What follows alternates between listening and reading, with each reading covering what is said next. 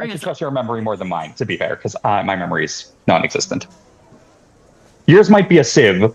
Mine has no mesh. Like, it's not even filtering anything. It's just a little hoop.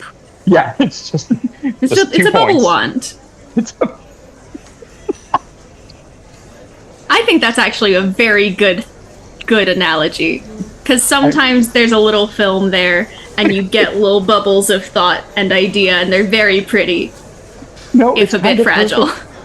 Because that is literally how I've had to explain them. Like, I can sometimes feel the bubble of the idea, but I don't know what it is until it pops out, is how I've phrased it. So bubble wand is absolutely fucking perfect. Very well done. Brains are so weird. Today, I'm talking to Lindsay, who I met technically through Julia, as they were also working on the Fish Queen project at one point. She has been very fun. This is the Lindsay who you put me in touch with a little bit ago, right? Yeah. Nice. We bonded by both having the name Griffin at first, and then as conversation had shifted, it just sort of turned into mutual interest. So, and we have a whole bunch of inside jokes now about our weird, like, holiday traditions that match, and now we just call them Griffin Miss and, like, other little bygone-style renames of things. Bygones being fictional creatures. Gotcha. I thought you were referencing Bygone the NPC from one of the games you ran. I was like, that's a really inside baseball reference to make. No, but he did get that name because he was basically like a self-insert. The first time he dropped in, I was just like, they're not getting it. I need to drop in an exposition machine real quick. Gotcha. I mean, you've seen me go to the 20-sided tavern. The exposition dump is one of my favorite parts. Yeah. So, what are you talking with Lindsay about?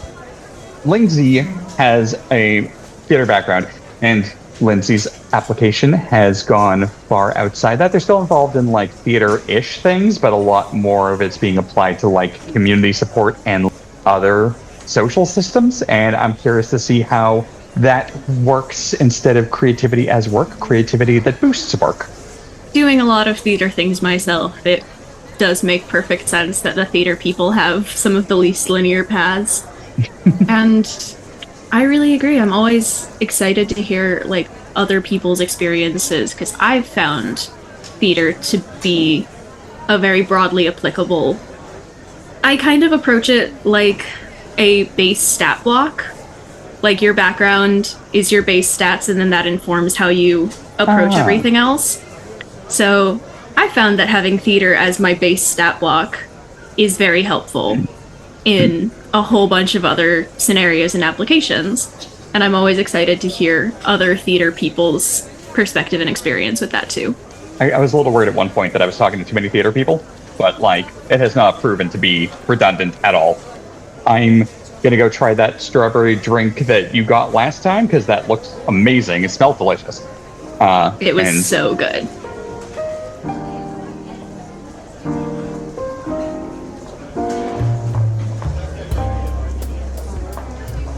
Lindsay, how's it going? Hello.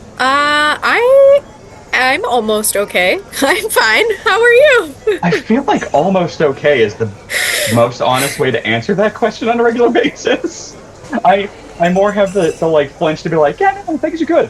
That's not true. Why'd I say that? Hold on. Do you want to talk, or do you just want to be nice? I can't tell. Seriously, are you asking, or are we doing the social script? Like, and the number of times too that I just reply with a different small talk phrase, and neither of us care, because, you know, someone will be like, oh, good morning, and I'll say, hey, how's it going? Like, we don't actually answer each other's question. No. No, I'm so bad at small talk. I can't do it. It's not my purview. Yeah. More of maybe a meandering conversation is your style. Definitely that, but I've definitely, like, shut down strangers in cafes when they, like, try to small talk, and I'm like, nah. Most of the ways that I have made money in one way or another are performing the social role expected of me, right? Like, the barista is also getting compensated enough to perform that social task, right? Like, I definitely did participate when I was a barista. You're right. Like, I took that as a very different angle. Yeah. Yeah. Yeah. The Totally. theater Like, of life. yes, I know. Yeah. Yeah. But speaking of theater and life, what have you been up to? What have you got going on? What's been turning your gears? I have been practicing life. That's what I have been trying to do for the past few years, is like, how do I do things that feel worth doing? Ooh. Because I have always worked hard on cultivating what worth it means to me. And it's different every single time. Like, yeah, like some of the highest paid work I've ever done is like not worth it in its own way. Some of the lowest paid work I've ever done was not worth it in its own way. But some of the lowest paid work I've ever done was also like the most important work I've ever done. I mean, where am I giving and getting? How do you keep track of that calculation? Because I know how I do it, but mine, I've never really been able to present it to anyone, sell it to anybody. Whatever math I'm doing doesn't make sense to other people. Ooh. I mean, I think that's it, is that it's everybody's individual math, right? Like, I worked unpaid for a theater company for like 10 years, and then like, oh god. But now I do still work for that person for, in a way that does pay me cash money. But it's not like, I don't know, it's not a clean trade, but it is more equal. I have been learning how to make those calculations, right? And I've done it a lot by burning out and not knowing how to say no, or what is worth doing. So I know that you had it like, I don't remember if it was your educational environment or not, but the idea of having to make it on your own being sold to you much earlier than it is to most creatives. Yeah, I think so. I love that you kind of spearhead it, but like, how much of that is still feeling like kicking water uphill at every new thing that you're trying to address? Yeah. Like, am I making it harder on myself by trying to do it my own way? What doesn't kill you makes you stronger. I'm wondering if your burnout is moving in that direction or doing what it does to most people. I hope so. I think it is moving in that direction but there, I think this has been maybe a joke, like a zeitgeisty like joke for a while, but of the it's the beginning of the year. I'm done improving. It's the conditions that need to improve. Yep, I've seen that going around again. I'm circling around that point, right? Because like I'm a creative person. I'm a theater person, but by so many standards, I don't have a meaningful career in the arts at this time. Well, because a lot of what you're doing isn't really outward facing. It's more like community based and supporting other creatives. Yeah, totally. And I find that that's so rewarding. But it is the thing that is hidden or taken for granted, or in a lot of ways, like, yeah. So what I am doing with my time is much more in the background lately, because like I am, I help people. I am sort of like a doer, a maker of things happening, but like I don't have a specific title or I was about to call you an executioner, but that's not what that word means. I'll take it. You are killing it, literally. I am killing it. And there's so much that art does to help people. And there's so much of my skills from my like arts education and like my arts background that like have translated into other fields, but so far I haven't found access to the like high paid levels of those fields because right, like, for a while I worked with folks with dementia, and one of the selling points, or one of the things that attracted me to the job initially, was that art memory connection of like, you know, the goal was that these were kind of folks who wanted to continue participating in their community and participating in, you know, like going to arts things, and so they wanted kind of like creative people to be interested in doing that as well. Sure. But and there's also, as far as I recall from whatever the most recent research I had read on this was, like creative practices and having community access is therapeutic in a helpful and like mitigating way for dementia patients. It gives them more emotional anchors to things that sort of help facilitate memory having more paths when the paths start getting eroded. yeah, and it's one of the things that stays too. Yes, that. Yeah. Like, I've worked with folks who have like pretty limited language at certain points, but then they can remember, they know the lyrics to a song. Right? Yeah, that emotional connection like grounds it in a different way than the like rote memorization would. Yeah. Yeah. And actually, the thing that was most surprising about that, I worked with someone who repeated herself a lot, but she didn't know she was repeating herself, right? So the skill of being able to receive and respond to information as if it was the first time I had been hearing it over and over and over again, was my most used skill.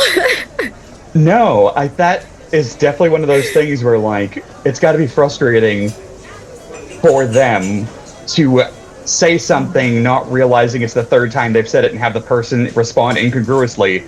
Incongruously? I'm pronouncing that weird, but you know what I mean. And, but having the ability to like not do that to them, not make them feel othered or jarred in that moment, it's got to be huge for being helpful in those environments. Yeah, because, you know, a lot of people get frustrated, and it's a reasonable response when it's your family member, and it's when it's someone that you're, you know, living with day to day. It's so heartbreaking when it's your spouse. You know, I've seen a lot of different family relationships have to play out, and what my role as an outside like worker could be is that getting frustrated with the client is like not a possible reaction for me. You know, it's just how I approach the day. Is like, if she wants to have the same conversation, that's what we're gonna do. You know, I mean, oh my god, we've gone from casual small talk to varsity level small talk. That's you basically you're now captain of the small talk tea.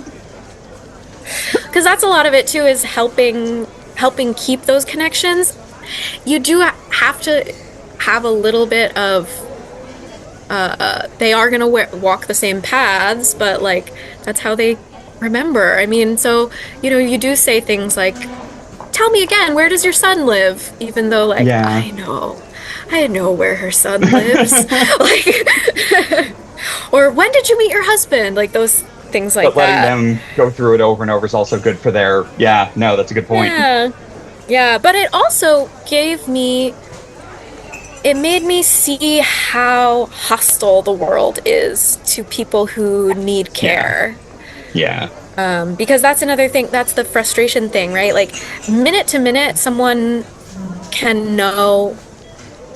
It's that thing of they'll never remember what you say, but they'll remember how you made them feel.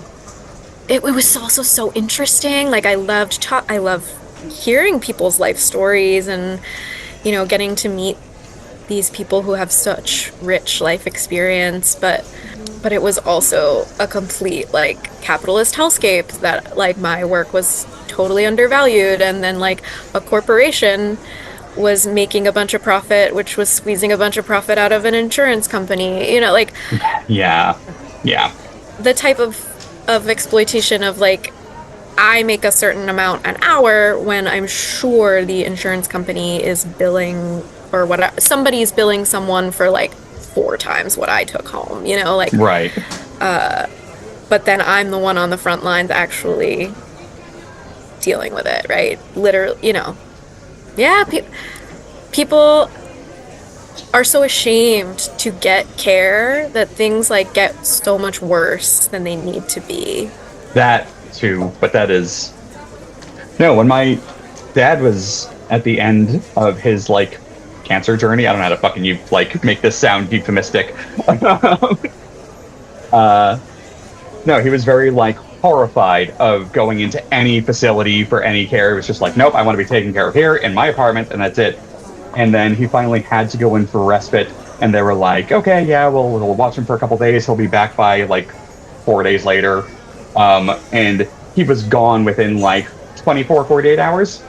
And it was quickly apparent to me, the whole time he had been by himself, he was like praying the rosary with like one of those TV programs that does it, and like really reflecting on his religion. And he used to be a cook for all the priests at the big rectory in Boston.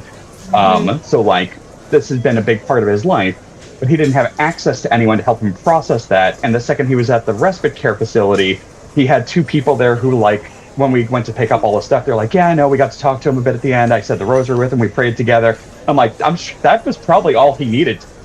And like that sort of humanization that had been delayed for so long out of fear was just immediately the solution to the discomfort and everything. Yeah.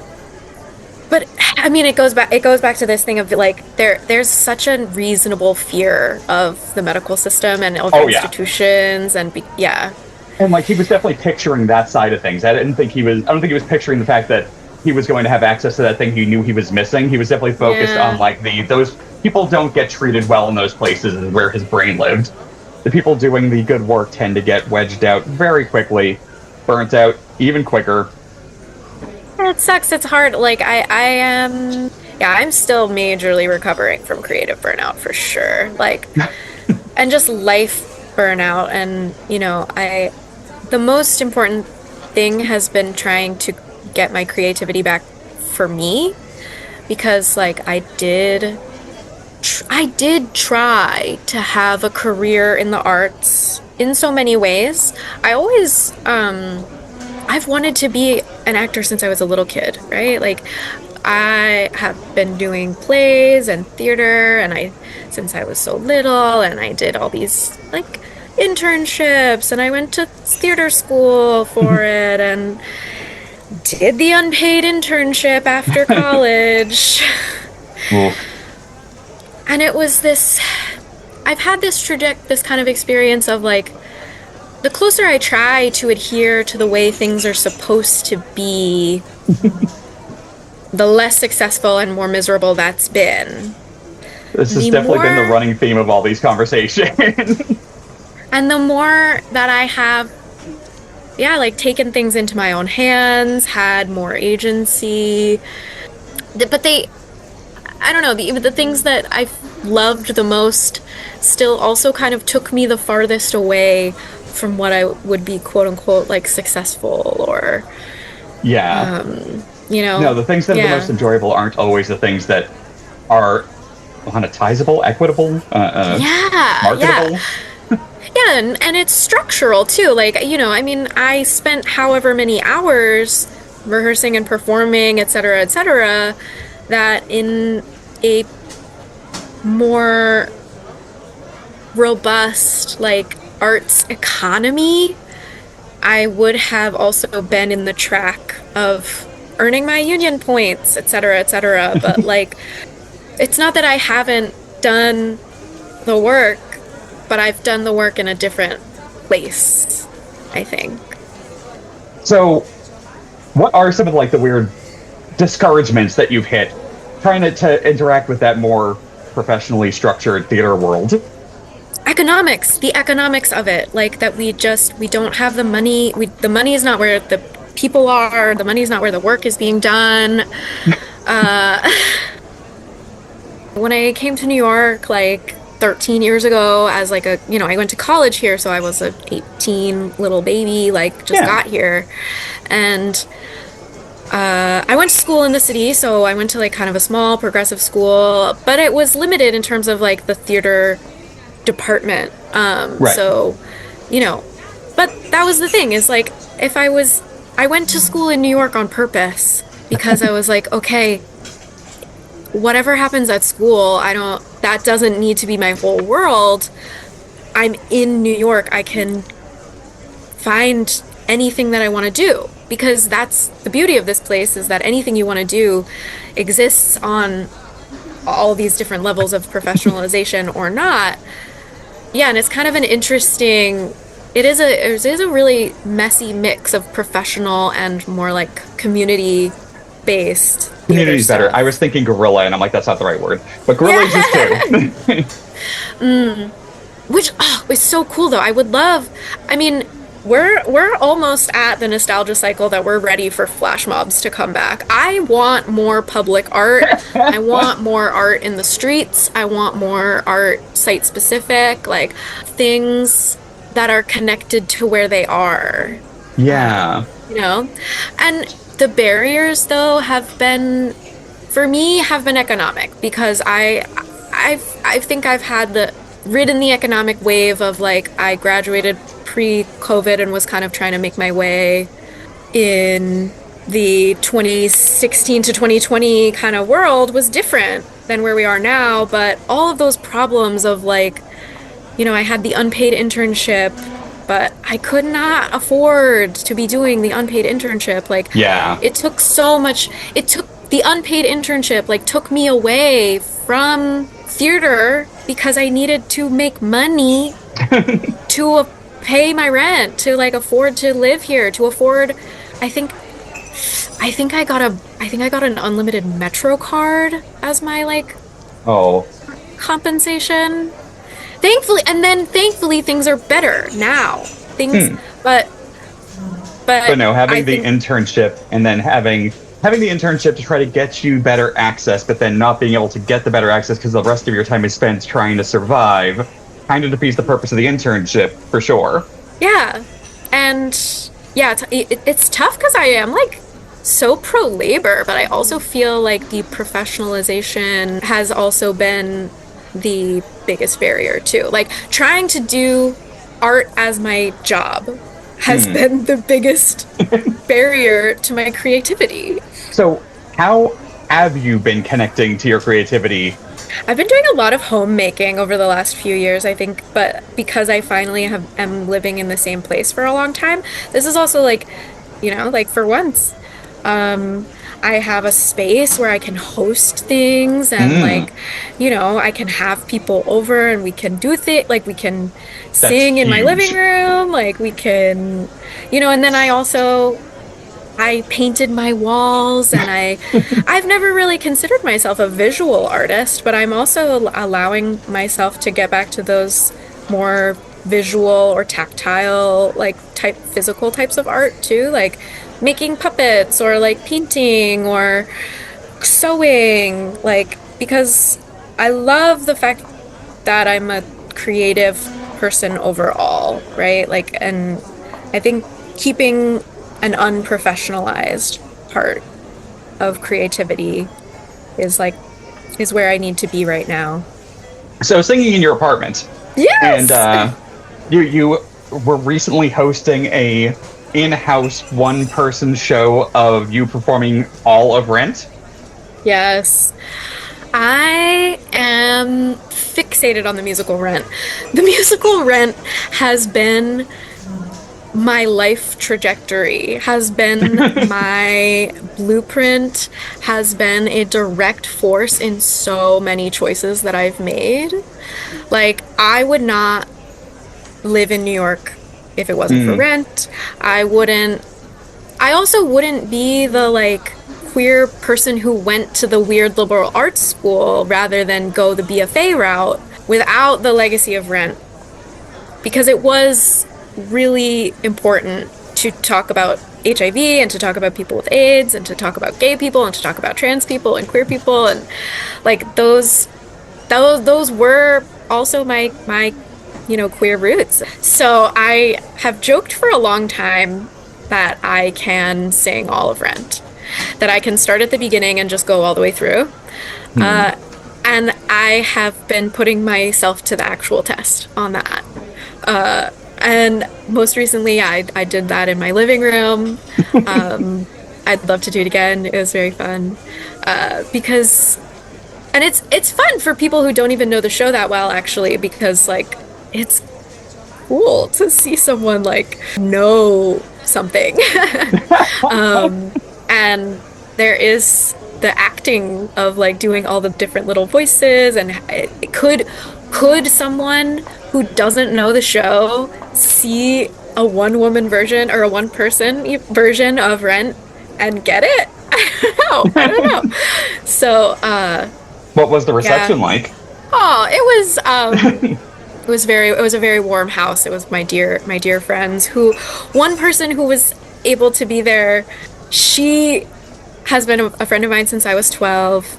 Oh, wow. And yeah, I have long-term relationships is what I'll say about myself. I'm very impressed with that. Tomorrow I'm having lunch with a friend of mine, the one friend of mine who knows me from before I was 18. Ooh. It's a double-edged sword, but I love having people who have known me this long. But so someone who was there, you know, she was introduced to Rent because I sang a song from Rent at a 6th grade talent show. That's amazing. Yeah, I if anyone wants to venture a guess of where I did my unpaid internship based on this fixation. I've worked as a maybe kind of dramaturg, like production assistant kind of thing on other one-person shows, and what I think is the fallacy of them is the oneness, right? No one does theater alone. You cannot have a one-woman show. It doesn't exist. So it's a lie. So how did that manifest in your living room? Because I needed my friends to be there to have it be a show. I see. That's fascinating. I could sit alone in a room and sing to myself the entire score of Rent, which I definitely did a lot as a lonely tween left alone at home, like with my multi-CD disc changer, right? That like, I actually would start, this is psychotic of me, I would start with Act 2 of Rent and listen to it in that order. Listen to like Act 2 and then Act 1. What? Because I knew it so well, it didn't like matter. And then also because I liked the songs in Act 2 a little bit better. And my introduction was from a song in Act 2. So, and then, yeah, like the first song that I ever heard from Rent was What You Own. Like someone else in a voice class I was taking was singing it. But then, and that's in Act 2. And then Seasons of Love is also the Act 2 opener. So if anyone does know any song from that show, the 525,600 minutes, that's from Act 2. That doesn't even come in anyway. So no one does theater alone is sort of the point of doing a one-woman Rent. Well, in that context, if you're trying to bring back flash mobs, I have a pitch. Yeah. You set up a public one-woman show to start abruptly someplace and have enough people peppered with like folding chairs that just slowly show up and build an audience around you. I love this. My fixation on Rent has evolved into the idea that to kind of undermine the great man, like lionization, hero worship of Jonathan Larson is like, yes, wonderful, creative person, made a lot of beautiful things. The thing that I'm most obsessed with in my entire life. Like, he died the night before the first preview of Rent ever happened. Oh, wow. I've never heard that before. Really?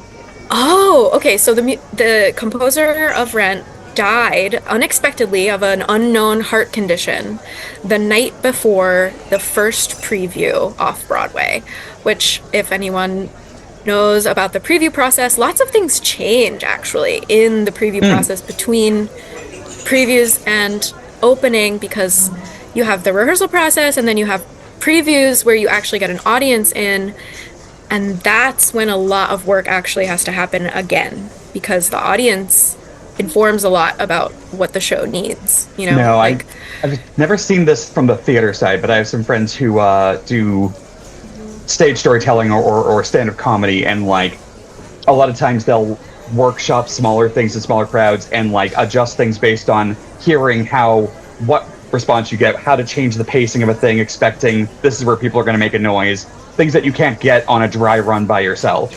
exactly, yeah. So it's also a fascinating piece of work because it's frozen in amber in a way. There were some things that changed, but it's also sort of, there's a preciousness about Rent because we don't have Jonathan Larson with us in this plane anymore to give his input of what else he would change.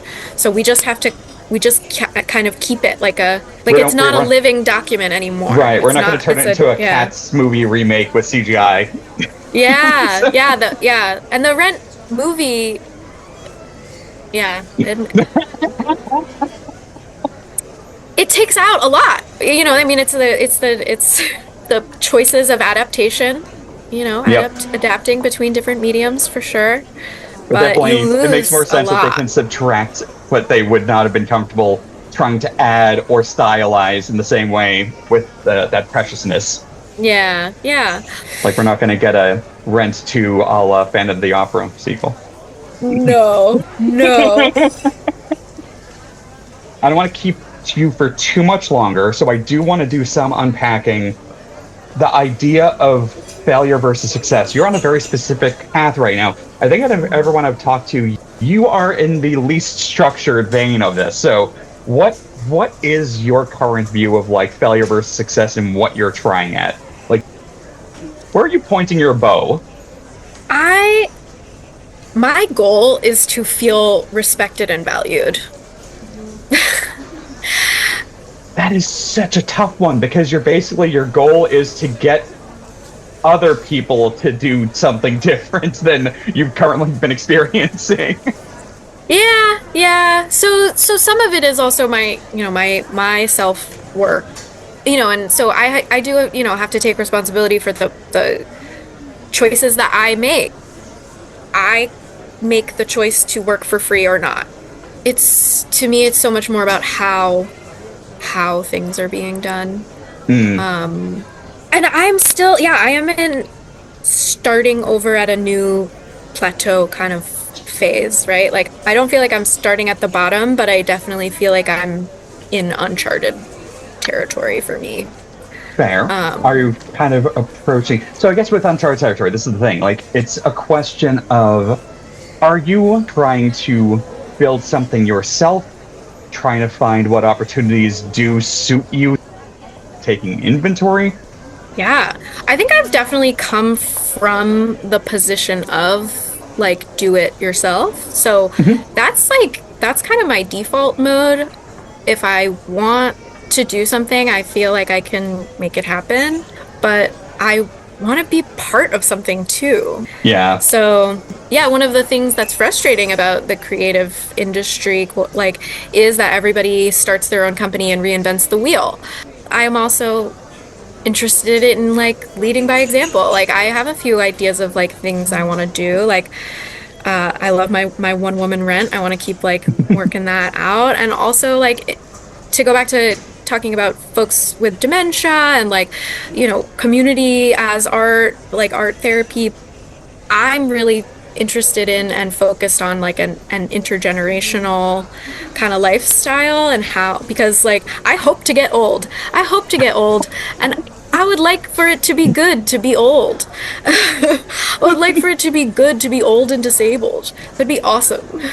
So like, I'm part of that is my personal life. Like, my dad is about to move in with me, and he's a singer-songwriter who, did not pursue an arts career. He made other choices that made it possible for me to make my choices, right? And so, I wanna work with my dad and like make stuff, and I can totally run on my own engine, but I also like love helping. So A lot of what you do does seem like helping, facilitating, like trying to hold a space where other people get to do the things that you have already gotten to tinker with. Which is not the standard practice for a lot of how people approach this anything. Like, I think this is where the glitch is. I want to be careful here, because I know the wording might sound wrong, so allow me the latitude to unpack it. But there's a lot of ego attached in creativity. There is... It's mostly come up in other conversations with, like, the preciousness of an idea, and, like, people who have one good creative idea, they basically kill off the rest of their creativity by protecting that one completely and, like, not exploring other things because they think they have the one thing, but then they're so worried about someone else taking it or beating them to it that it becomes a very toxic relationship, but that's all ego. And this is kind of the thing that happens in a lot of creativity, is like, it's why a lot of creatives, once they hit it big, become known, they end up with scandals later, because the ego rush of having sudden access to being justified in your whims is dangerous fucking ground for somebody who has had their internal worth validated that abruptly. Yeah. But it's very interesting to hear someone operating from an almost no ego position in a creative realm. Like, a lot of... I just don't think it's about... I do think so many people are talented. I'm talented, but so many people are talented, right? Like, that's... I don't know. I think that's beautiful about theater. And I wish that we all treated each other a little more like we are all creative people. I think, like, the hierarchy and the, like... I don't know. It's good to have structure, but... I definitely...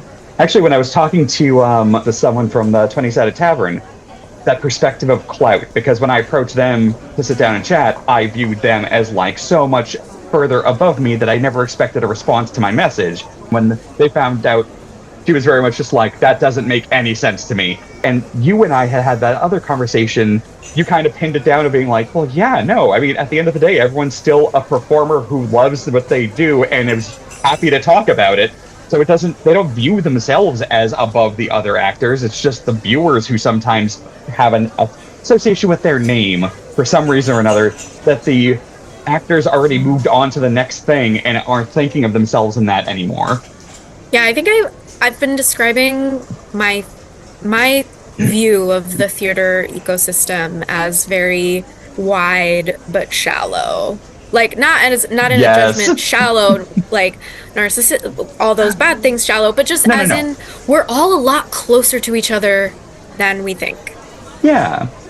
I think this is the best thing that I come back to all the time, is that it is all about connections and relationships, and that is what we do, right? Like, for better or for worse, like, the best parts of art are because of community, and the worst parts of art are because of community, like, because of nepotism and because of drama, because of egos, because of feelings.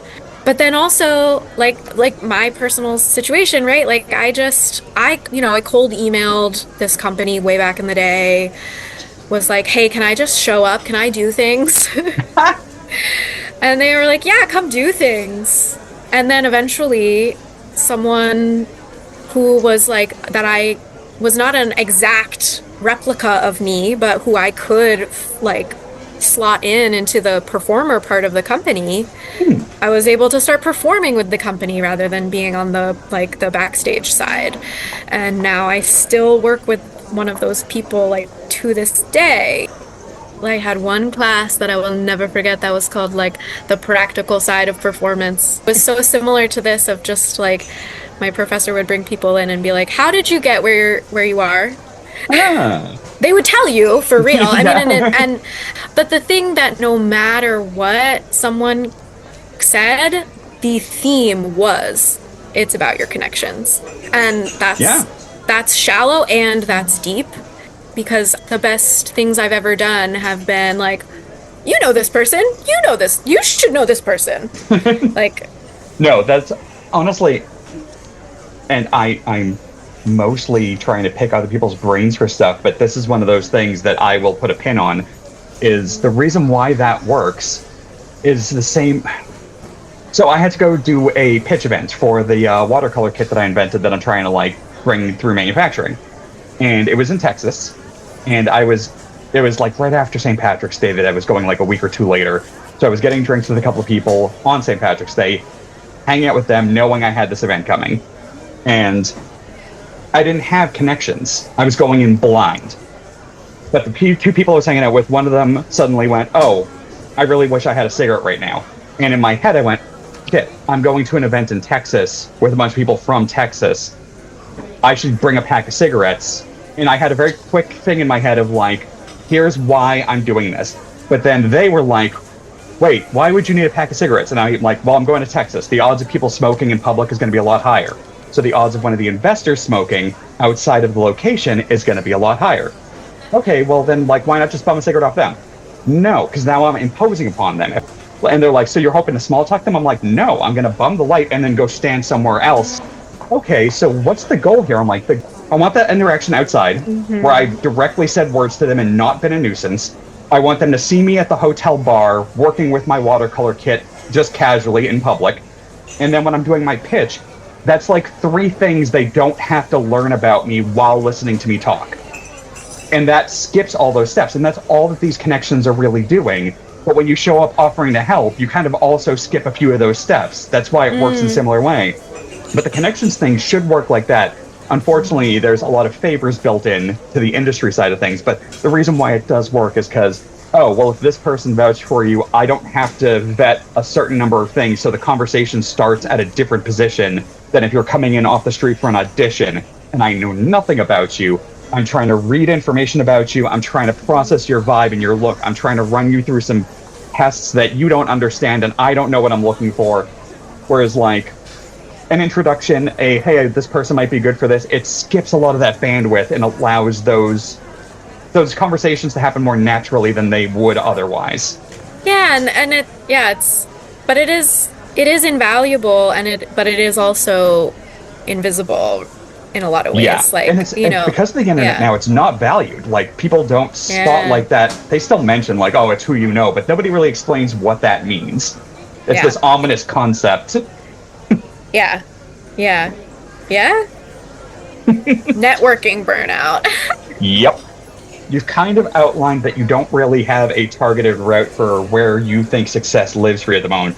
But what would failure look like to you, given that you're already sort of trust-falling in this ominous space? Failure? Ooh, yeah. Failure would look like losing my roots in New York. Would be my failure. Not leaving New York. I actually would like to get out because I've been here for a while. But I mean, like, I have built a life here in some tangible ways that I don't want to lose. That I just like living in a dense city. I've realized that about myself. Like, I just like city living. No, cities are great, and I love meeting other people who love living in cities, because nothing drives me more crazy than meeting people in a city who are like, yeah, I just really want to move out to like a lake somewhere. I'm like, you can do that then now. Go. Yes. Why are you here? Yes. Yeah. I think failure would look like not making anything. Ooh. Failure would feel like bitterness. That's okay. So I've pinged a lot of people on failure and success concepts. You're the first one to come back with an emotional state as a state of failure. That is very self-aware in a good way. Yeah. I want to feel respected and valued, and so not feeling respected and valued is I feel like I'm not getting what I want.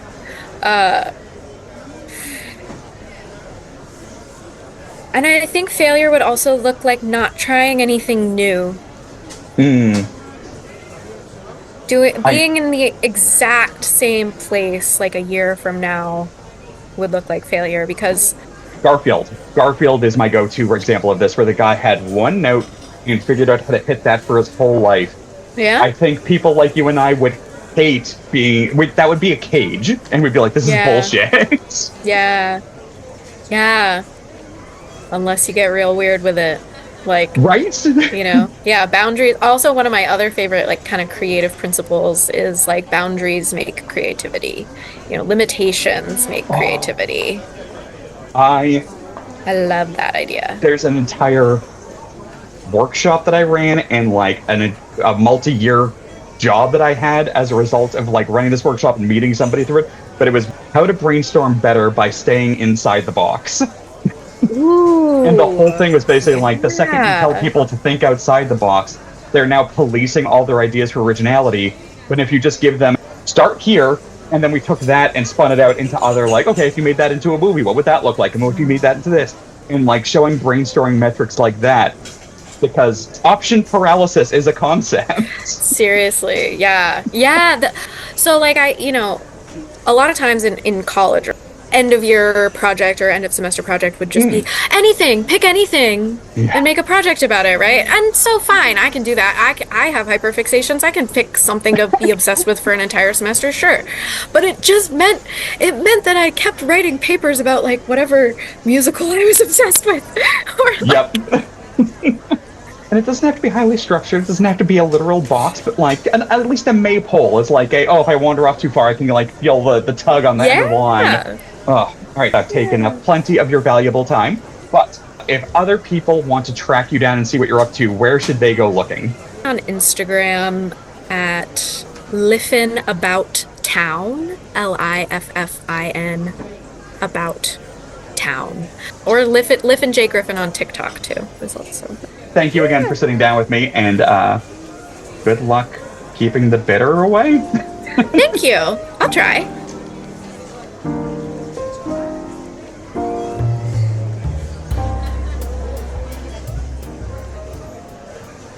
So that was a interesting chat for sure. The scope of application of theater skills, acting skills, was definitely outside. It hit more of my Venn diagram of like psychological application than I expected it to. I think that makes a lot of sense. A lot of acting is getting into somebody's head, whether it's a character's or your own. Yeah. No, there's this thing that I do that all my friends know that this happens, but they still don't seem to catch on when I'm doing it to them. But like, it is one of my better skills where like, if I'm friends with two people in a relationship or two people who are very close, and one of them gives me information about the two of them, and I'm told, don't tell this person I told you yet. I don't know if I'm supposed to talk about this, but like, just be discreet until I know. And so I will find out a bunch of stuff, have the genuine response. And then like days later, the other person in that duo will then tell me the same things, and I still play it like I've not heard it before, and I've never failed to convince. And applied to working with people with dementia or memory fugue states, where like they're in a loop of interactions where sometimes they get knocked out by the person they're talking to reacting with frustration at the loop and them not understanding why. The ability to have that as a default, that you're not compromising and letting them experience it for the first time every time, as if you were also, is an amazing application of that type of skill set. I think that makes a lot of sense. It reminds me of, not improv games, but like getting notes on a scene, or there's a word that a director used for it at one point, but it's escaping me now. It's just running the same scene back to back with only 1 minute for notes. Ooh. So like usually it works best with like 2-person scenes. Is you run the scene, you have 1 minute to talk about it with the director, then you run it again with the notes, and then you do that a bunch of times until it's just kind of gotten into your bones and you don't have that much time to like be in your head about it. Right. You're like speed programming the muscle memory of the scenario to get out of the mechanics of it. Yeah. Yeah. And it becomes second nature to react as if it's new every time. That's amazing. That is smart. I genuinely don't even remember where I first encountered it, but it's something that I did once when I was younger, and I have taken it into other projects I've done as like, how about we just do this for half an hour and then see where we are on the other side of it. It's interesting because there's brainstorming has gotten kind of tangled up in itself because of the corpo influences. Like, most people now, brainstorming techniques are used in boardrooms for like marketing campaigns where there is a lot of policing and a lot of demanding people to think outside the box, which is the dumbest thing to ask anyone to do. It's literally counterintuitive to the concept. But like, that's the type of stuff that brainstorming should be doing, where you're just like spitting out ideas on quick succession and then reflecting after the fact, as opposed to like trying to interrogate each one as they come out. You don't want to dive in too hard too fast while you're still getting comfortable with whatever you're trying to work with. Yeah. It functions similarly to like in-class debates that I've done in the past, where you have a very short time to confer with your group before you have to go back and give a rebuttal. It's just get everything out onto a sheet of paper, write it down in your really messy handwriting, then hand that sheet to the person who hasn't talked yet, because you get points if everybody in the group talks. Nice. And then they have to ask you what a bunch of words are, and it ends up with your psych professor literally slamming you for having bad handwriting in a completely different class. Wow. In front of everybody. And it's the funniest thing that's ever happened to me. So this happened last semester. We were doing an in-class debate. I was the one writing because I write very quickly. The thing about when I write very quickly is my handwriting gets to be very bad. This happened. Everybody laughed. I said, sorry, my handwriting sucks. And then like a month later, I had handed what I thought was pretty clear handwriting to somebody else to read out loud. And they had to ask me what a word was. I apologized. Because at this point it was a bit in my psych class. Archer's handwriting sucks. And the person who was reading it said, English also isn't my first language, so like, I could just not know this word. And my psych professor, she looked at me and said, that's generous. And it was like, I reacted immediately, but it took the rest of the class a couple seconds to realize what she had said. Oh. Because like, what? Holy shit! That's my professor! I've rarely seen professors come directly at students that hard for something so casual. It was a joke. It was a joke. She loves me. Like, she's a wonderful professor. But it was so funny to be, like, sniped that hard by my psych professor. My classmate was trying to, like, help me out and give me some grace, because I thought that my handwriting had been pretty okay on that sheet of paper. And my professor came in hard. I was still thinking about it hours later. Genuinely envy the fact that you had actual debate things in school. I never had exposure to them. They were things I saw people in school do on TV, and I always wanted to be a part of it, but none of the schools I went to ever had any sort of thing for it. I did just have an acute memory of getting kicked out of Sunday school because the teacher, who was a nun, was trying to walk us through God's infallibility. And I mooted the point that if God felt apologetic for creating man and felt the need to wipe them away and start over, because the wording was God was looked down on the face of man and was sorry to have made them, then is God wrong for admitting fault, or did God make a mistake? And I was not allowed that. As an 8-year-old, I think, maybe 10, I don't know. Yeah. And that is not the only time I've ever been kicked out of a religious gathering for making an obvious observation. They hate to see an overthinker in religion class. But yeah, it's interesting seeing how the cross-application of theater skills into other roles, it does still come back to the same thing that makes theater life, or most creative skill sets applicable, is knowing who to talk to, like the connections that you make, the people who know how a skill can be applied abstractly. Because the biggest problem I've been having is in corporate industry stuff, especially with the tech startups that I've worked with. They don't seem to know what to do with my skills if they aren't quantitative. And that makes it very hard for me to convince anyone who's just hiring someone to hire me, but why all the jobs I've gotten have been, I've talked to this person and it turns out they have sway somewhere and I've identified my usefulness and just dragged me in. Yeah. I think it's good to know how to market yourself to be broadly adaptable and fit whatever job description people are hiring for. But the most fulfilling jobs and the jobs that like stick the longest are the ones where you find a connection, a thread you can pull, and then present yourself as, yes, I can do this thing that I was hired for, but I can also do all of these things. And isn't that great? Aren't you so glad you hired me? Indeed. And sometimes they are, and then sometimes they forget. And sometimes they cancel on you 2 days in a row and make you really think about instituting a cancellation fee. Oh, yes. Or they fly you out to another country for a workshop, and then by the time you get back, they've decided to cancel your role because they've had a sudden whim and want you to write emails instead. What fun. Yeah. Swings and roundabouts. What joyful adventures we have in the world of the workforce. So I think this is one of the big problems that I see in theater, that applying theater skills outside of theater makes more sense, because in theater it seems to be a competition to get in front of the right person.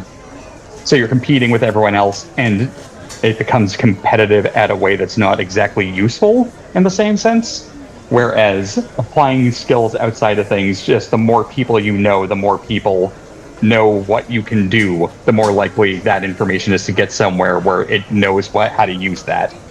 That seems like a fair assessment. I think it also depends, like, what kind of theater your goal is. Ooh. I went on the New York audition scene as fucked rant a while back. Yeah. But if you're looking for things outside of that, the atmosphere of competition does get a bit softer and people get more supportive. And I think it also depends on what future you are idealizing when you are first trying to enter the world. Like, I think a lot of the reason mainstream Broadway high budget theater is so competitive is because a lot of young people very much idealize that life and want the glitz and the glamour and find performing deeply satisfying and want a life where they can be lauded for doing something they find deeply satisfying. And I think there is, unfortunately, a significant lack of transparency, which leads to a general misunderstanding of what that life actually entails. Yeah. And so, for people who need the massive applause and the sold-out auditoriums, they enter the heavy competition scene and they go for that with the understanding that they might not get it, but if by some miracle they do, they will have a super shiny life, and that's the thing. And then for other people where the goal is perform for yourself and anybody else seeing it as a bonus, there's more of an understanding of, even if you do get the big Broadway breakout role, your life's not gonna be Cinderella-fied overnight. Yeah. Acting is a difficult, strenuous job. And it's delightful and fulfilling, but it is still a job. I do not think that people are wrong for entering the high competition scene with the goal of making it big and being successful and famous. I think that's a fine thing to want. And if you want it hard enough, then you certainly have a shot. But I think it is a markedly different approach based on the kind of life that you are aiming for, or if you are aiming for creative fulfillment with the acceptance that your life won't be as shiny. What about the inverse concept? Like the behind the scenes stuff. So you have, every production requires so many people involved to make it work. And a lot of them are invisible at every level. Yes. So like there is no illusion of being famous most of the time if you're like a grip. But like, I don't know, I guess I'm trying to parse like this very narrow window of fame as a lure versus the people who are doing all this behind the scenes work who get no recognition and probably just want a little, but that's also out of reach for them. It strikes me as interesting. That is a really interesting point. I think from my perspective, the main contrast is like the people who moved to New York to make it big as a stage manager are not doing so because they saw 5 different Broadway stage managers get ready for a 2-show day with me on TikTok. Gotcha. They're doing so because they're really passionate about stage managing. No, that's fair. That is the inherent fulfillment has got to be there at the level already. I see what you're saying, yeah. Yeah. They're not sitting on the sidewalk outside Pearl Studios at 5 in the morning waiting for a chance to audition to be a stage manager. They send in an application and interview and say, here's my resume, here's what I'm good at, here's why. Yep, I can see even the steps in the process are vastly different as a result of the change of scope. Or the same change of visibility. Yeah. And I have plenty of stage manager friends. They're fabulous. They're brilliant at what they do.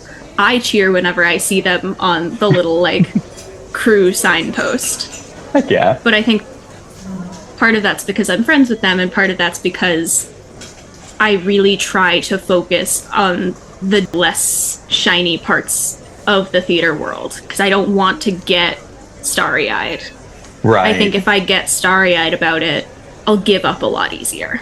Ooh, that's a good point and interesting, but also speaks to your practicality. Most people aren't very good with practicality.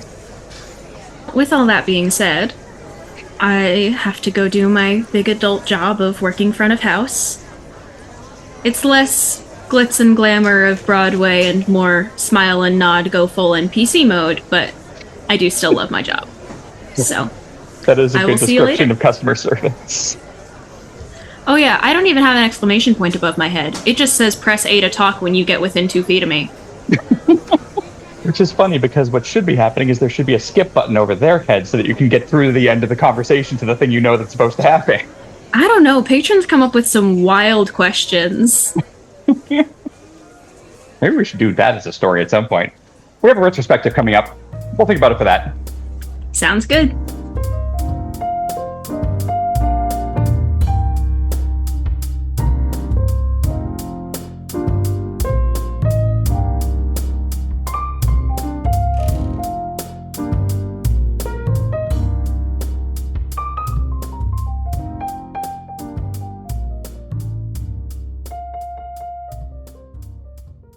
Here's an issue where my handwriting screws me over, because most of the time I can read it, and then sometimes I have no clue what that word is.